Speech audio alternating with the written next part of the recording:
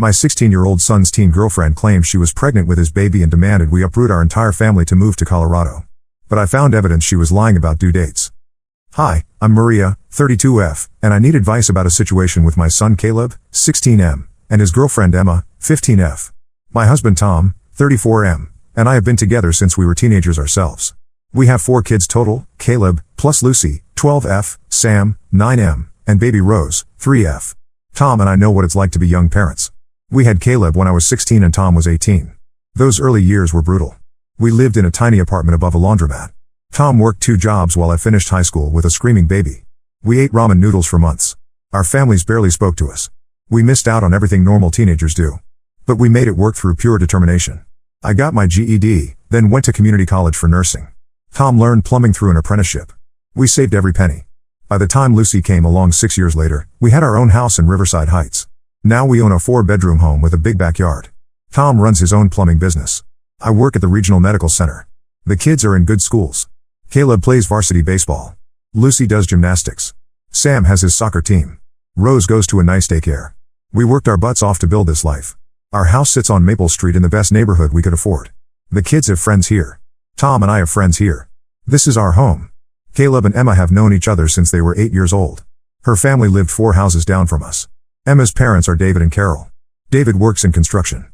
Carol does something with insurance. They have 3 kids, Emma, her older brother Mark, 17M, and younger sister Beth, 13F.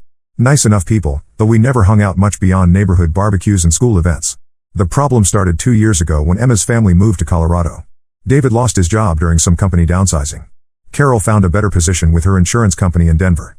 Housing costs were supposedly cheaper there too. Emma was devastated to leave Caleb. She cried for weeks before the move. Since then, Caleb has been obsessed with following Emma to Colorado. He brings it up constantly. He researches housing prices in Denver. He prints out job listings for Tom. He makes spreadsheets comparing cost of living. He shows us photos of schools near Emma's house. Every conversation turns into him trying to convince us that Colorado is better than here. I understand teenage love feels intense. Tom and I were teens once too. But Caleb doesn't grasp what moving means for a family of 6. He doesn't think about Rose starting over in new daycare. He doesn't consider Lucy leaving her gymnastics team where she just made varsity. He doesn't care that Sam would miss his friends. He only sees Emma. The long-distance relationship has been rocky. Emma broke up with Caleb twice last year, once in March and again in August. Both times she started dating some guy named Connor from her new school. Both times Caleb was crushed. Both times she came back to him after a few weeks, claiming Connor wasn't right for her. Tom and I watched our son's mood swing wildly during these breakups. Caleb would barely eat. His grades slipped. He quit baseball temporarily in August. When Emma took him back each time, he acted like nothing happened. He never seemed to learn from these patterns. Emma's family visited us for Christmas this year. They arrived December 18th and stayed through January 5th. Emma stayed with her aunt who lives across town, but she spent every day at our house. The kids went to movies together. They hung out at the mall. Caleb was happier than I'd seen him in months. I made sure Caleb understood the rules during Emma's visit. No closed doors when she was over. No being alone in bedrooms. I wasn't naive about teenage hormones. Tom and I had been there ourselves. 2 weeks after Emma returned to Colorado, she called Caleb crying. She was pregnant. Caleb came to us immediately. He was shaking when he told us. Tom and I sat at our kitchen table and listened while Caleb explained that Emma took a home pregnancy test. Then another one. Both positive. Caleb demanded we start planning our move to Colorado right away. He said Emma needed him there. He said the baby needed its father. He pulled up his old spreadsheets about Denver housing costs. He started talking about which high school he'd attend there. I stopped him cold. I told him we weren't moving anywhere until we had proof this baby was his. I reminded him about Emma's history with Connor. I pointed out that her Christmas visit was only 2 weeks ago, which seemed awfully quick for pregnancy symptoms to show up. Caleb got defensive. He insisted Emma wouldn't lie about something this serious. He said she loved him and only him. He accused me of not trusting him. I explained that trust wasn't the issue. Facts were the issue. Emma had already left him twice for another boy. Pregnancy tests could be wrong. Even if she was pregnant, the timing needed to be verified. Tom backed me up. He reminded Caleb about our struggles as teen parents. He pointed out that we weren't equipped to support a teenage family financially while also raising 3 other kids. We needed proof before making any major decisions. Caleb called Emma crying after our conversation. Within an hour, Emma's mom Carol called me screaming. She said I was disgusting for demanding proof. She said Emma was devastated that I didn't believe her. She said I was trying to ruin their relationship. I stayed calm on the phone. I told Carol that as adults, we needed to handle this responsibly. I suggested Emma see a doctor for confirmation and dating of the pregnancy. I offered to pay for it. Carol hung up on me. The next few days were tense. Caleb barely spoke to Tom and me. He spent hours on the phone with Emma, whispering in his room. I could hear him crying some nights. Emma's father David called Tom directly. He said Emma was definitely pregnant and that Caleb needed to step up. Tom asked about getting medical confirmation. David said they didn't need to prove anything to us. He said if we really cared about Caleb, we'd support him instead of questioning Emma's honesty. This back and forth continued for weeks. Caleb grew more distant from our family. He stopped coming to Sunday dinners. He skipped Rose's birthday party to video call Emma instead. Lucy asked me why Caleb was always angry now. Emma's family started coaching Caleb on what to say to us. I could tell because his arguments suddenly became more sophisticated. He'd use phrases that didn't sound like him. He'd bring up legal terms about parental responsibility that no 16-year-old knows naturally. The situation reached a breaking point in February. Emma's family sent us an ultrasound photo via text. The image showed a baby, but the top portion with the medical details was cut off. A handwritten note on the back claimed the due date was September 15th. I stared at that photo for a long time. Something felt wrong about it. The quality was poor, like it had been photocopied multiple times. Most ultrasounds I'd seen from my nursing job were much clearer. The handwriting looked rushed. I called my friend Jennifer who works in the ultrasound department at our hospital. I showed her the photo without explaining the situation. She pointed out several red flags. The image quality was degraded. The measurements that should be visible were obscured.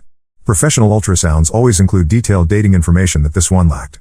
Jennifer suggested getting a fresh ultrasound from a local provider for accurate dating. I brought this idea to Tom. We agreed this was reasonable. When I suggested this to Caleb, he exploded. He accused me of calling Emma a liar. He said I was trying to sabotage his relationship. He threatened to move to Colorado without our permission when he turned 18.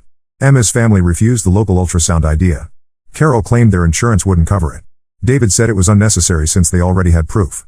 They kept pushing for us to commit to moving to Colorado before the baby arrived. This standoff continued through March and April. Caleb's relationship with the rest of us deteriorated further. He stopped participating in family activities. He ate dinner in his room most nights. Lucy started acting out at school because of the tension at home. Then our neighbor Mrs. Peterson mentioned something strange. She said her daughter Katie was friends with Emma on social media. Katie had seen old posts from Emma that seemed inconsistent with what we'd been told. I asked Katie to show me these posts. She pulled up Emma's Instagram account that apparently Emma had forgotten about. It was an older account with posts going back 2 years. Scrolling through the posts, I found photos from Emma's Christmas visit to our town. But I also found something else. Mixed in with her Christmas photos was a clear, unedited version of the same ultrasound image Emma's family had sent us. This digital version showed the full medical information at the top. The scan was dated March 8th. The gestational age was listed as 22 weeks and 4 days. I did the math multiple times to make sure I was right. A 22-week pregnancy in early March meant conception happened in late October. Emma's Christmas visit was in December. Caleb couldn't be the father. I screenshot everything before Emma might delete the posts. I saved the images to my phone. I printed copies. I made sure I had documented proof. But I didn't tell Caleb immediately. I wanted to be absolutely certain before destroying his world. I also worried about his mental state. He'd been fragile for months. Instead, I tried one more time to reach Emma's family reasonably. I called David and explained what I'd found. I offered to send him the screenshots. I suggested we could resolve this quietly without involving lawyers. David denied everything. He claimed the dates on the ultrasound were wrong due to irregular cycles. He said Emma's doctor had corrected the due date. He insisted Caleb was still the father and that we needed to step up. I asked to speak with Emma directly. David refused. He said Emma was too upset by our accusations to talk to us. Carol got on the phone and started yelling about how we were harassing their daughter. The conversation ended with Carol threatening to contact authorities about our harassment. I told her that was fine, since we had documentation of everything. Caleb overheard part of this phone call. He confronted me about what I'd found.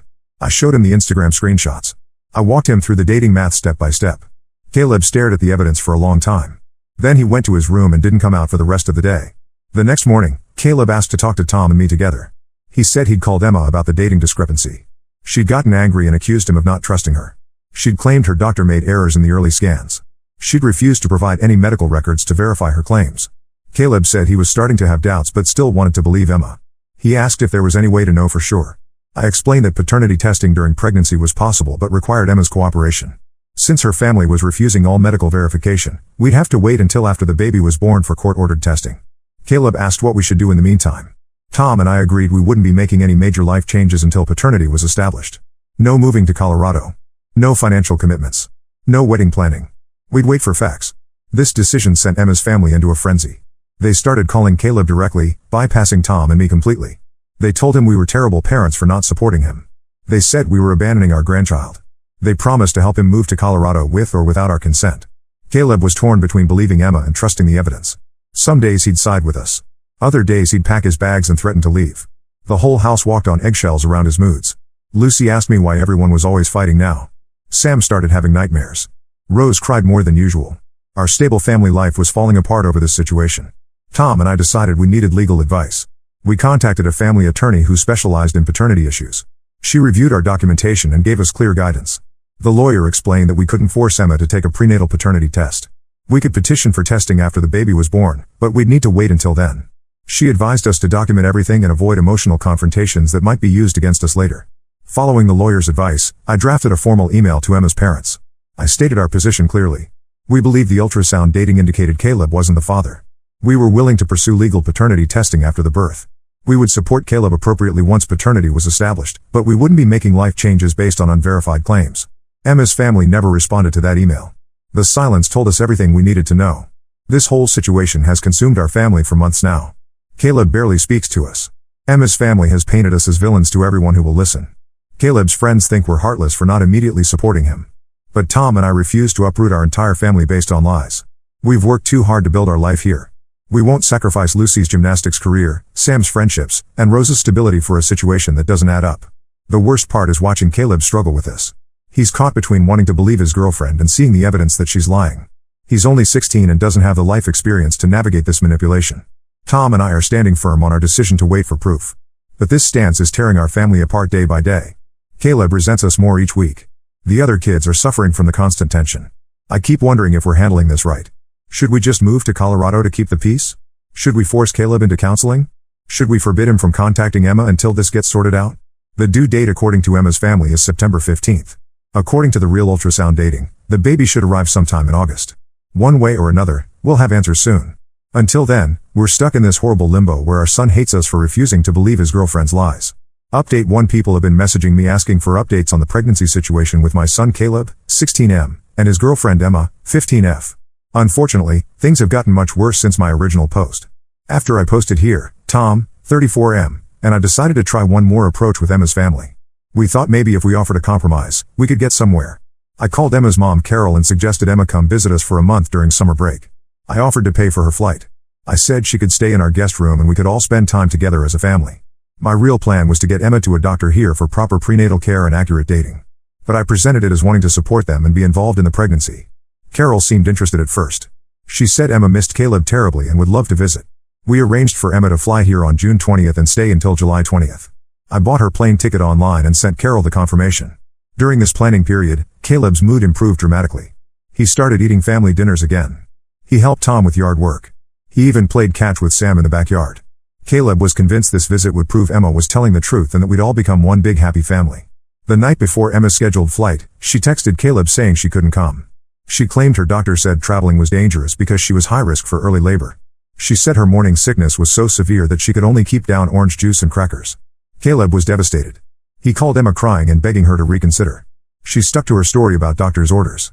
When Caleb asked for a note from her doctor, Emma got defensive and said we were being controlling. I knew this was the final proof that Emma was lying. No doctor would ground a healthy 15-year-old from air travel in her second trimester. The morning sickness excuse was ridiculous since most women feel better by that point. But Caleb wasn't ready to accept what this meant. He spent the next week researching pregnancy complications online, trying to find medical explanations for Emma's claims. He called me at work multiple times asking about high-risk pregnancies. Meanwhile, Emma's family started posting on social media about how we were harassing their daughter. Carol wrote a long Facebook post about unsupportive in-laws who abandon pregnant teenagers. She didn't mention us by name, but everyone in our old neighborhood knew who she meant. This social media campaign backfired when some of Caleb's friends started asking questions. Emma had been posting photos of herself at parties and outdoor events in Colorado. She looked perfectly healthy and active for someone supposedly confined to bed rest. Caleb's best friend Marcus showed him screenshots of Emma's recent posts. In one photo from a hiking trip, Emma was clearly visible in the background wearing a tight tank top. If she was really pregnant enough to be high risk, she would have been showing by then. Caleb confronted Emma about these photos. She claimed the pictures were old and that people were reposting them. When Caleb pointed out the date stamps, Emma accused him of stalking her social media and being jealous and controlling. This argument triggered another one of Emma's breakup threats. She told Caleb that if he didn't trust her, maybe they shouldn't be together. She said Connor from her school had been asking about her and that Connor would never question her like Caleb was doing. Caleb came to Tom and me after this fight. He was shaking and pale. He said Emma was threatening to break up with him and date Connor if we didn't stop asking for medical proof. Caleb begged us to just accept Emma's word so she wouldn't leave him. Tom and I explained that Emma was using manipulation tactics. We pointed out that threatening to date someone else wasn't how loving partners behave. We reminded Caleb that Emma had already left him twice for Connor before. Caleb defended Emma's threats as being driven by stress from the pregnancy. He said we were forcing her to choose between him and her relationship with her parents. He claimed we were making everything harder for everyone. The situation got worse when Emma's brother Mark started messaging Caleb directly. Mark told Caleb that their parents were considering cutting contact with our family permanently. He said Emma was so stressed by our demands that she was having pregnancy complications. Mark suggested that Caleb should move to Colorado immediately to protect Emma and the baby. He offered to help Caleb buy a bus ticket. He said Caleb could stay with their family until he turned 18 and could get his own apartment. When Caleb brought this idea to us, Tom lost his temper for the first time in months. He told Caleb that no 16-year-old was moving across the country to live with manipulative people. He said Caleb could visit Colorado when he turned 18 but wasn't leaving our house before then. Caleb accused Tom of trying to control his life. He said we didn't understand real love because we only cared about money and appearances. He said Emma and her family were the only ones who truly supported him. The argument escalated until Caleb stormed out of the house. He walked to his friend Marcus's place and stayed there overnight. Marcus's parents called us around 10 p.m. to let us know Caleb was safe but didn't want to come home. Tom and I drove over to get Caleb the next morning. Marcus's mom Linda invited us in for coffee while the boys talked upstairs. Linda mentioned that Marcus had been worried about Caleb's relationship with Emma for months. Linda said Marcus thought Emma was playing games with Caleb's emotions. Marcus had noticed that Emma only contacted Caleb when she was fighting with Connor. When things were good with Connor, Emma would barely respond to Caleb's messages. This pattern made sense when I thought about the timeline. Emma's breakups with Caleb had coincided with Connor being out of town or dating someone else. Emma seemed to use Caleb as a backup option when her preferred relationship wasn't available. Caleb came downstairs looking exhausted. He apologized for staying out all night. He said he was ready to come home but didn't want to discuss Emma anymore. We agreed to a temporary truce. Caleb would live at home normally and we wouldn't bring up the pregnancy unless he did. But we also made it clear that our position hadn't changed. No major decisions until paternity was proven. Over the next few weeks, Caleb seemed to pull back from Emma naturally. Their phone calls became shorter and less frequent. He stopped researching Colorado constantly. He rejoined his baseball team for summer league. I thought maybe Caleb was finally seeing the situation clearly. But then Emma called him with another crisis. She claimed Connor had been spreading rumors at her school that the baby was his. She said Connor was telling people that Emma had cheated on Caleb during her Christmas visit. Emma was supposedly devastated by these lies and needed Caleb to defend her honor. Caleb was furious about these alleged rumors. He wanted to call Connor directly and confront him. He demanded that Tom and I post something on social media defending Emma's character. Tom and I refused to get involved in teenage drama. We told Caleb that if Emma was really being slandered, her family could handle it locally. We weren't going to fight her battles from across the country. Caleb interpreted our refusal as proof that we didn't care about him or his relationship. He went back to barely speaking to us and spending all his free time on video calls with Emma. The summer dragged on with his pattern. Emma would create some crisis that required Caleb's attention. Caleb would get upset with us for not helping. We'd refuse to enable the drama. Caleb would sulk for days until the next crisis started the cycle over. By early August, I was exhausted from walking on eggshells around Caleb's moods.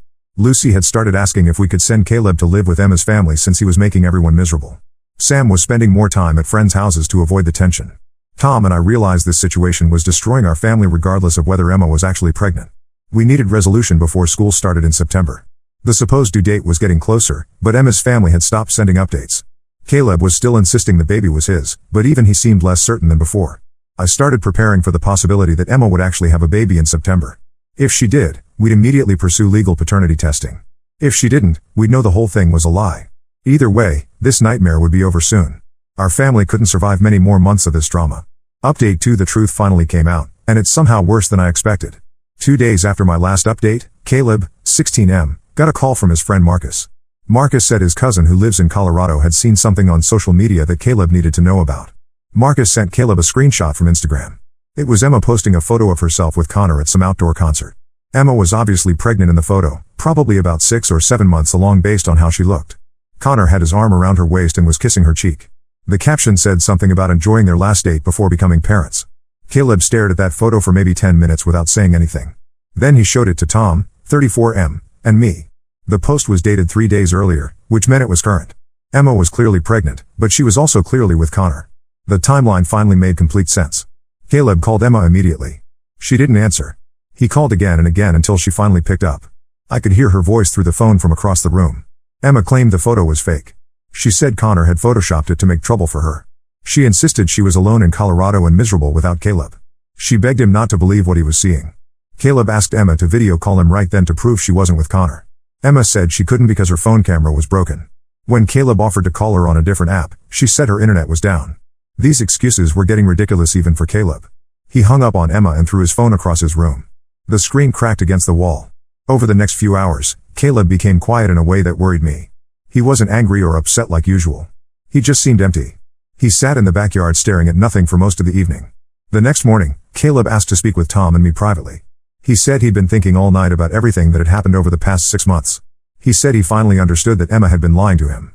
Caleb apologized for how he treated our family. He said he was sorry for threatening to move away. He admitted that he'd known something was wrong for weeks but had been too scared to face it. Tom told Caleb that admitting the truth took courage. I said we were proud of him for being strong enough to see what was really happening. Caleb asked what we should do next.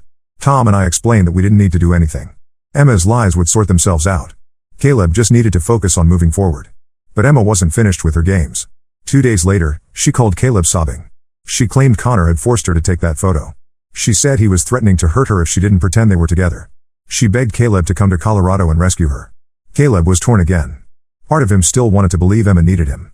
But he'd also seen too much evidence of her lies to fully trust her anymore. Tom and I advised Caleb to contact Emma's parents if he was really worried about her safety. If Connor was actually threatening Emma, her family should handle it through proper channels. Caleb called Emma's mom Carol.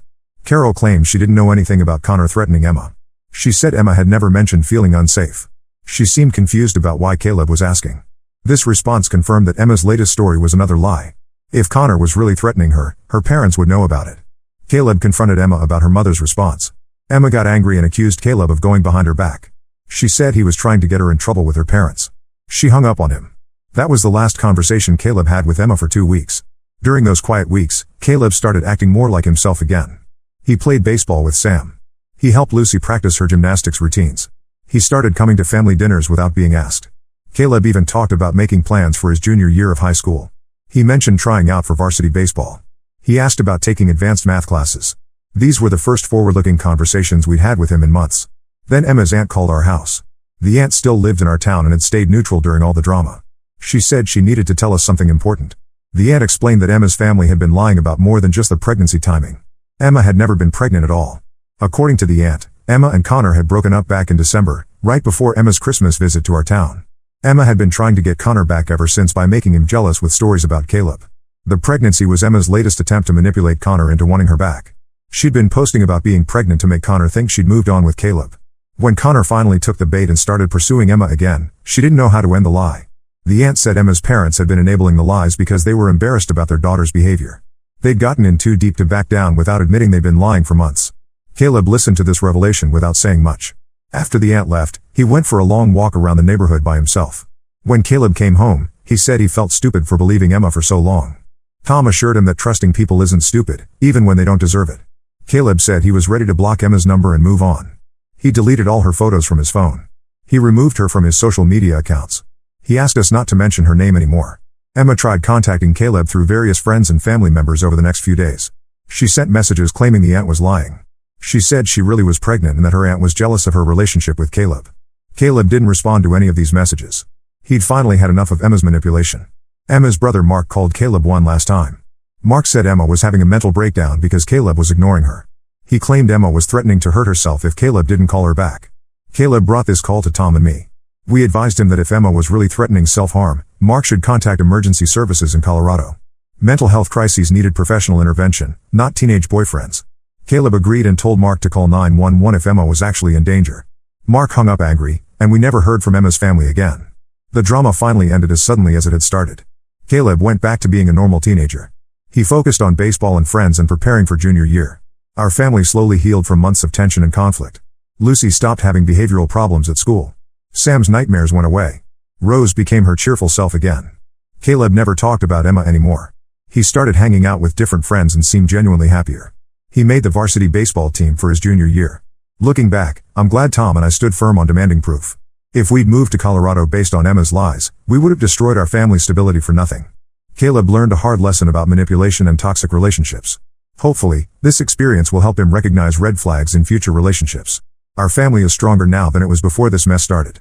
We know we can survive difficult situations by sticking together and refusing to make decisions based on lies. Update 3. This will be my final update on the Emma situation. A lot has happened since my last post, and I wanted to give everyone closure on how this all ended. About a month after Emma's aunt revealed the truth about the fake pregnancy, Caleb, 16M, started his junior year of high school. He seemed to be doing well. He made varsity baseball like he wanted. His grades were good. He'd been hanging out with a different group of friends who didn't know about the Emma drama. But apparently, Emma wasn't done trying to cause problems for our family. In late September, Caleb's friend Marcus got a message from someone claiming to be Emma's new boyfriend. This person said Emma had given birth to Caleb's baby and that Caleb was a deadbeat for abandoning them. The message included a photo of Emma holding a newborn baby. Marcus showed Caleb the message because he thought it was suspicious. The person messaging him wasn't Connor and didn't seem to know basic details about Caleb's life. Caleb brought the message to Tom, 34M, and me. We looked at the photo carefully. Emma was definitely holding a baby, but something seemed off about the picture quality. It looked like it might have been taken from someone else's social media and edited. I reverse searched the image on Google. It turned out to be a stock photo from a parenting website that had been cropped and edited to look like a personal picture. Caleb wasn't even surprised at this point. He'd become numb to Emma's lies. He told Marcus to block whoever was messaging him and didn't engage with the fake baby story at all. But Emma's games had consequences we didn't expect. Word of the fake baby message spread around Caleb's school. Some kids who didn't know the full story started whispering that Caleb had gotten someone pregnant and abandoned his child. Caleb's baseball coach heard these rumors and pulled him aside for a conversation. Coach Williams had known our family for years and wanted to hear Caleb's side of the story. Caleb explained the whole situation to his coach. Coach Williams was impressed by how Caleb handled the questioning and said he was proud of Caleb for staying focused on school and sports despite the drama. But the rumors bothered Caleb more than he let on. He started coming home from school earlier and spending less time with friends. He was worried that people thought badly of him. Tom and I decided to be proactive about addressing the rumors. We contacted Caleb's guidance counselor and explained the situation. The counselor agreed to speak with Caleb and help him develop strategies for dealing with gossip. The counselor also suggested that Caleb might benefit from talking to someone outside the family about what he'd been through. Caleb was resistant to this idea at first, but eventually agreed to meet with the school psychologist a few times. These conversations helped Caleb process what had happened with Emma. He started understanding how her behavior had been manipulated from the beginning. He realized that healthy relationships don't involve constant crises and drama. Meanwhile, we heard through neighborhood gossip that Emma's family was having their own problems. Emma's aunt mentioned that Emma and Connor had broken up again. Apparently, Connor had found out about Emma's lies to Caleb and didn't want to be involved with someone so manipulative. Emma had also been caught in several other lies at her school in Colorado. She'd told classmates that her family was wealthy when they were actually struggling financially. She'd claimed to have health problems that required special accommodations, but couldn't provide medical documentation. The aunt said Emma's parents were finally acknowledging that their daughter had serious issues with lying and attention-seeking behavior. They were supposedly looking into getting Emma professional help. I felt some sympathy for Emma's parents. Dealing with a teenager who lies compulsively must be exhausting. But I was also still angry about how they'd enabled Emma's lies and coached her on manipulating Caleb. As October progressed, the rumors at Caleb's school died down. Caleb's friend group solidified around kids who knew him well and didn't believe gossip. His grades stayed strong and he was excited about baseball season starting up again. Caleb also started showing interest in dating again, which surprised Tom and me. He asked about a girl in his chemistry class named Sophie. He wanted to invite her to homecoming but was nervous about how to approach her. Tom and I encouraged Caleb to take things slow with any new relationships. We talked about green flags versus red flags in dating. Caleb seemed to have learned from his experience with Emma and was approaching potential relationships with more maturity. Caleb did ask Sophie to homecoming, and she said yes. They went as friends rather than as an official couple, which seemed like a healthy approach. Sophie is a nice girl who plays soccer and wants to study engineering. She's nothing like Emma in terms of personality or behavior. The homecoming dance happened last weekend. Caleb had a great time and came home smiling for the first time in months. He talked about dancing with Sophie and hanging out with his friend group. He seemed like a normal, happy teenager again. Tom and I have been able to focus on our other kids again too. Lucy made the state gymnastics team. Sam scored his first goal in soccer this season. Rose is doing well in preschool and has made several friends. Our family dinner conversations have returned to normal topics like school projects and weekend plans instead of pregnancy drama and relationship crises.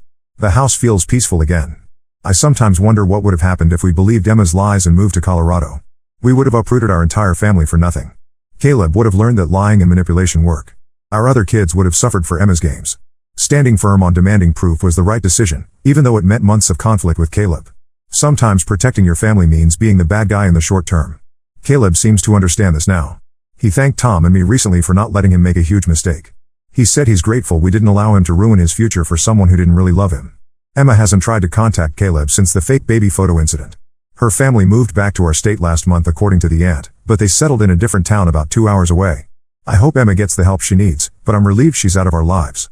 Caleb is doing really well now. His relationship with Tom and me is stronger than it was before this whole mess started. He's learned to value honesty and stability in ways that most 16-year-olds don't understand yet. The other kids have noticed the change in Caleb too. He's been more patient with Rose and actually helps her with puzzles now. He drives Lucy to gymnastics practice without complaining. He shoots hoops with Sam after school most days. Tom and I feel like we got our son back. The Caleb who was obsessed with Emma and willing to abandon his family was like a stranger to us. This Caleb, who's focused on school and family and real friendships, is the boy we raised. We never did find out if Emma was ever actually pregnant at some point or if the whole thing was fabricated from the start.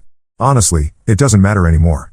What matters is that Caleb learned to recognize manipulation and that our family stayed together. I know some people reading this might think we were too harsh with a 16-year-old boy in love. But sometimes being a parent means protecting your child from their own bad decisions, even when they hate you for it. Caleb will be 17 next month. He's already talking about college applications and what he wants to study. He mentioned staying close to home for school, which makes me happy, but I haven't pushed the idea.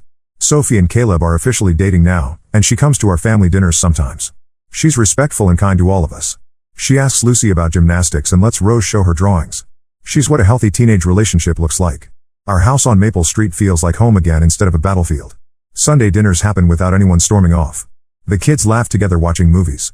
Tom and I can have conversations that aren't about managing Caleb's latest crisis. This experience taught our whole family that love sometimes means saying no. Real love doesn't ask you to abandon everyone else who cares about you. Real love doesn't require constant proof or dramatic gestures. Caleb understands this now in a way that will serve him well for the rest of his life. He'll never again mistake manipulation for love or crisis for romance. Emma's lies could have destroyed our family if we'd let them. Instead, they made us stronger and taught Caleb valuable lessons about character and integrity. I'm closing this chapter of our lives with gratitude that we all made it through intact. Our family of 6 is still together under one roof, and that's what matters most. Now let's move to the next story. Story 2. I found letters from Dad's secret girlfriend while cleaning his office. We confronted her and learned the shocking truth about his double life. I, 32F, lost my dad to lung cancer last November, and I'm still struggling to cope with his absence. My dad, Jonathan, was my rock, always there with advice, support, and his terrible dad jokes. We were incredibly close, especially after my mom left when I was 12. His death came so suddenly. He was diagnosed in August and gone by November. The speed of it all left me reeling. To understand why Dad's death hit me so hard, you need to know a bit about our family history. My parents, Jonathan and Marie, met in college. They were the classic opposites attract couple. Dad was steady and practical, Mom was artistic and free-spirited. They balanced each other out, or so I thought. I was born when they were in their early 30s, and my sister Rebecca came along 6 years later. We had a pretty typical suburban childhood: summer barbecues, family game nights, annual camping trips. Dad worked as an accountant, and Mom was a part-time art teacher. Everything seemed perfect on the surface. But when I was 12 and Rebecca was 18, Mom dropped a bombshell. She'd been offered a position with an art collective in New Mexico, and she was taking it, without us. I remember the night she told us. We were sitting at the dinner table, and she just blurted it out between bites of lasagna. Dad went pale, Rebecca started yelling, and I just sat there, unable to process what was happening. Mom left a week later. She said she needed to find herself and that she felt suffocated in our small town. She promised to call and visit, but those promises grew hollow over time. The calls became less frequent, the visits never materialized. By the time I was in high school, we were lucky to get a birthday card. Dad stepped up in a big way after Mom left. He learned to cook, with varying degrees of success, helped me with my homework, and tried his best to fill the gap Mom left behind. He started taking us on little adventures on the weekends, hiking trips, visits to museums, even an ill-fated attempt at skiing that left us all bruised but laughing. Rebecca dealt with Mom's departure differently. She threw herself into her studies and extracurriculars, spending less and less time at home. As soon as she graduated high school, she was off to college on the other side of the country. I understood her need to get away, but it felt like another abandonment. I, on the other hand, clung to Dad even more. I chose a local college so I could live at home, and even after graduating, I only moved a few blocks away. Dad and I had standing dinner dates every Sunday, and we talked on the phone almost daily. He was my parent, my friend, and my support system all rolled into one. That's why his cancer diagnosis hit me like a freight train. It was during one of our Sunday dinners. I noticed he seemed tired and was picking at his food. When I asked if he was okay, he told me about the doctor's appointment he'd had earlier that week. Stage 4 lung cancer. Inoperable. The next 3 months were a blur of hospital visits, chemotherapy sessions, and late-night conversations. Dad tried to stay positive, cracking jokes even when he was hooked up to IVs. But I could see the fear in his eyes, the same fear I felt every time I looked at him. He deteriorated quickly. By October, he was in hospice care. I took a leave of absence from work to be with him as much as possible. Rebecca flew in from California, but she always seemed uncomfortable in the hospice room, making excuses to step out or run errands. Dad passed away on a quiet Tuesday morning in November. I was holding his hand when he took his last breath. Rebecca was in the cafeteria, getting coffee. In his will, Dad left the house to Rebecca. I think he worried about her feeling disconnected from the family and thought this might give her a reason to visit more often. To my surprise, Rebecca decided to move back and live in the house. She invited me to stay with her while I figured out my next steps. At first, it seemed like a good arrangement. We hadn't lived together since we were teenagers, and I thought it might be a chance for us to reconnect. But our different ways of grieving soon caused friction. Which brings me to last week, Dad's birthday. He would have been 65. I took the day off work, planning to visit his grave and then have a quiet evening at home, maybe looking through old photo albums. When I got back from the cemetery, I found Rebecca hosting a dinner party. She had invited her friends over, and they were laughing and drinking in the living room where Dad's urn sits on the mantel.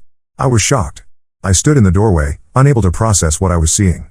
Rebecca spotted me and waved me over, saying, "Hey sis, come join us. We're celebrating Dad's life." I couldn't believe she was treating Dad's birthday like a festive occasion. It felt so wrong and disrespectful. I turned and went straight to my room, locking the door behind me. I could hear the party continue downstairs, people laughing and music playing. It was like a knife twisting in my chest. How could Rebecca do this? How could she act like everything was normal and fine when our dad was gone? After an hour, Rebecca knocked on my door. I didn't answer. She tried to talk to me through the door, saying she thought it would be nice to remember Dad in a positive way. I texted her that I couldn't believe she'd do this on his birthday, of all days. She replied that Dad wouldn't want us to be sad and that I needed to start moving on. I'm furious and heartbroken. Rebecca knows how much I'm struggling with Dad's death. This feels like a complete betrayal of his memory and my grief. Am I overreacting? Should I just accept that Rebecca grieves differently? Or do I have a right to be upset about this? Some additional background: Rebecca and I have always had different relationships with our parents. When Mom left, I was devastated and clung to Dad even more. Rebecca, being older, seemed to take it in stride and became very independent. She moved out at 18 for college and only came home for holidays after that. I stayed local for school and remained close to Dad. Rebecca also butted heads with Dad more as an adult. She didn't approve of some of his life choices, like continuing to smoke even after Mom left. They had some big arguments about it over the years. I always defended Dad, which caused some tension between Rebecca and me. I remember one particularly bad fight during Rebecca's senior year of college. She came home for Thanksgiving and caught Dad smoking in the backyard. She exploded, calling him selfish and irresponsible. Dad tried to calm her down, but she stormed off and spent the rest of the holiday with friends. I was left trying to salvage our Thanksgiving dinner, watching Dad push his food around his plate, his eyes sad and distant. Despite these conflicts, I know Rebecca loved Dad in her own way. She always made sure to call on his birthday and Father's Day, and she helped him set up his first smartphone so they could video chat. But sometimes I feel like she doesn't understand how much he meant to me. He was my constant, my safe place in a world that had already seen too much upheaval. Losing him has left this enormous hole in my life that I don't know how to fill. Every morning, I still reach for my phone to text him good morning. Every Sunday, I feel lost, not knowing what to do with the time I used to spend at our dinner dates. I've tried to maintain some of our traditions, watching old westerns on Saturday afternoons, attempting his famous chili recipe, but it just makes his absence more pronounced. I'm planning to move out soon. I've been looking at apartments, but the housing market here is tough. Now I feel like I need to speed up that process. I can't imagine staying here if Rebecca is going to be so callous about Dad's memory. Am I being unreasonable? Should I try to talk to Rebecca about this, or just focus on moving out as soon as possible? I feel so lost and alone without Dad, and now I feel like I'm losing my sister too. Any advice would be appreciated. Update 1. It's been about a month since my last post, and a lot has happened. First, I want to thank everyone for their supportive comments and advice. It really helped me gain some perspective on the situation with Rebecca. A week after the birthday incident, I finally worked up the courage to talk to Rebecca face to face. I explained how hurt I was by her actions and how it felt like she was disrespecting Dad's memory. To my surprise, Rebecca broke down in tears. She admitted that the party wasn't just about celebrating Dad's life, it was her way of distracting herself from her own grief. It turns out Rebecca has been struggling more than she let on. She confessed that she feels guilty about all the arguments she had with Dad over the years, especially about his smoking. She regrets not spending more time with him in his final months. The party was her misguided attempt to push away the pain and guilt she's been feeling. As we talked, Rebecca shared a memory that shed light on her complicated relationship with Dad. During her sophomore year of college, she'd been going through a rough patch, struggling with classes, a bad breakup, and feeling lost about her future. She'd called Dad in tears one night, and he'd driven 6 hours straight to surprise her on campus the next day. He spent the weekend with her, helping her study, making her laugh, and reminding her of her strengths. Rebecca said she'd never told me about this because she felt embarrassed about her breakdown, but it was a turning point in her relationship with Dad. This revelation changed things between us. We spent hours talking that night, sharing memories of Dad and discussing our different ways of coping. It didn't magically fix everything, but it was a start. We agreed to try and be more open with each other about our feelings and to respect each other's grieving process. However, just as Rebecca and I were beginning to understand each other better, another issue arose. Last week, I was cleaning out Dad's old office. Rebecca had asked me to help sort through his things, and I found some documents that left me reeling. Hidden in the back of Dad's filing cabinet was a folder containing letters and photos. As I looked through them, I realized they were from a woman named Linda. The letters spoke of a years-long relationship, with mentions of secret meetups and plans for the future. The most recent letter was dated just 2 months before Dad's diagnosis. I was stunned. Dad had been in a relationship for years, and he never told us. I showed the letters to Rebecca, and she was just as shocked as I was. We knew Dad had dated casually over the years, but nothing serious, or so we thought. As we pored over the letters and photos, we started to piece together a timeline. The earliest letter was dated about 5 years ago, not long after I had graduated college. There were photos of Dad and Linda at various locations, a beach I didn't recognize, a cozy-looking cabin, even one of them dressed up for what looked like a wedding. One letter in particular caught our attention. Linda wrote about a weekend they had spent together at a bed and breakfast in a nearby town. The date coincided with a weekend Dad had told us he was going on a fishing trip with some work buddies. I remember feeling hurt at the time that he hadn't invited me along, as we often went fishing together. Now, the truth of that weekend felt like a betrayal. The most recent letter was the hardest to read. In it, Linda talked about their plans for the future, retiring together, traveling the world. She mentioned looking at houses in Florida. It was clear that their relationship was serious, and that they had been making long-term plans together. Now, we're both grappling with this new information. It feels like a betrayal, like we didn't really know Dad as well as we thought we did. Why didn't he tell us about Linda? Was he planning to leave us for her? Did she know about his illness? I'm angry and hurt all over again. Just when I thought I was starting to come to terms with Dad's death, this revelation has reopened all those wounds. I keep thinking back to all the times Dad said he was working late or going on trips with friends. How many of those times was he actually with Linda? Rebecca is upset too, but she's dealing with it differently. She wants to track Linda down and get answers. She's been scouring social media and online directories, trying to find any trace of this woman who was such a big part of Dad's life. I'm not sure if tracking down Linda is a good idea. Part of me wants answers too, but another part is scared of what we might learn. What if Linda tells us things about Dad that change how we see him even more? What if she knew things about us that Dad shared with her? The thought makes me uncomfortable. This discovery has also brought up complicated feelings about Mom. I find myself wondering if Dad's relationship with Linda was some kind of karmic payback for Mom leaving us.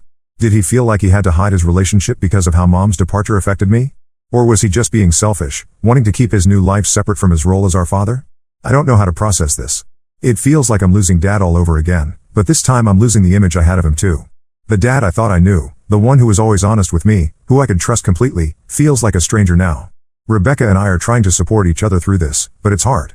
We're both dealing with our own complex emotions, and sometimes it feels like we're speaking different languages when we try to talk about it. How do we move forward from here? Should we try to find Linda? Or is it better to let sleeping dogs lie? And how do we reconcile this new information with the memory of our dad? Any advice would be greatly appreciated. Update 2. It's been 2 months since my last update, and things have taken an unexpected turn. Despite my reservations, Rebecca decided to track down Linda. She found her on social media and reached out. To our surprise, Linda agreed to meet with us. We met Linda, 59F, at a small cafe last weekend. She was nothing like I had imagined. I had pictured someone younger, maybe flashy or intimidating. Instead, Linda was a soft-spoken woman with kind eyes and graying hair. She seemed genuinely emotional about Dad, her hands shaking slightly as she stirred her coffee. As we talked, we learned that their relationship was much more complicated than we had assumed. Linda and Dad had known each other since high school. They dated briefly back then but lost touch when they went to different colleges.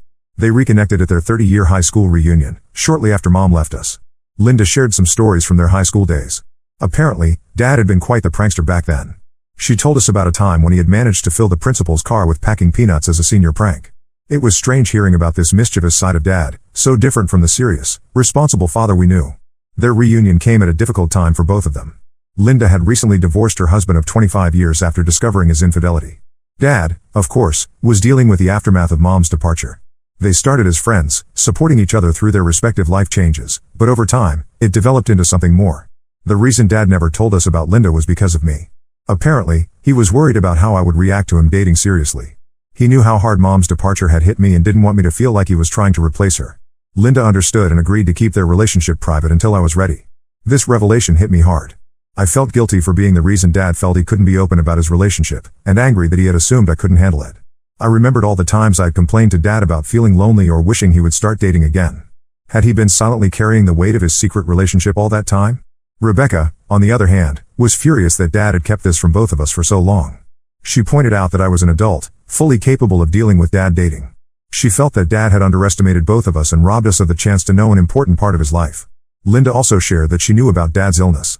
She was there for him throughout his treatment, visiting him in the hospital when we weren't around. She showed us pictures on her phone. Dad looked happy in them, despite his condition. There was one photo that particularly struck me, Dad in his hospital bed, Linda sitting beside him, both of them laughing at something off camera. It was strange seeing this side of Dad's life that we knew nothing about. We learned that Dad had planned to tell us about Linda after his first round of treatment. He had hoped that once he started getting better, he could introduce Linda to us properly. But as his condition worsened, he became more hesitant, not wanting to add any stress to an already difficult situation. Linda told us about their last conversation, just days before Dad passed away. He had made her promise to reach out to us after some time had passed. He wanted us to know about her, about the happiness she had brought to his life. Linda had been respecting his wishes by giving us time to grieve before making contact. The meeting with Linda left us with mixed emotions. On one hand, it was comforting to know that Dad had someone who cared for him so deeply in his final years. Linda's story showed us a side of Dad we hadn't known, a man capable of romance and spontaneity, who had found love again after heartbreak. On the other hand, it highlighted how much of Dad's life we didn't know about. It was difficult to reconcile the image of our dad, the steady, somewhat predictable man we knew, with this person who had been living a sort of double life. Rebecca and I are still processing all of this. We've had some heated discussions about whether Dad was right to keep this from us. Rebecca feels betrayed, arguing that we had a right to know about such an important part of Dad's life. She's angry that we missed out on years of knowing Linda and seeing Dad happy in his relationship. I'm torn between understanding Dad's motives and feeling hurt by the deception. Part of me can see why Dad might have hesitated to tell us, especially given how I struggled with Mom's departure. But another part feels like he didn't trust us enough to handle the truth. We're also unsure about how to proceed with Linda. She expressed a desire to stay in touch, saying she feels connected to us through Dad. She offered to share more stories and photos from their time together. Part of me wants to embrace this connection to Dad's life, to learn more about the man he was when he wasn't being our father. But another part feels like it's too much to handle right now. Rebecca seems more open to maintaining a relationship with Linda. She's already made plans to meet Linda for coffee next week. I'm more hesitant, still trying to reconcile my feelings about this whole situation. How do we move forward from here?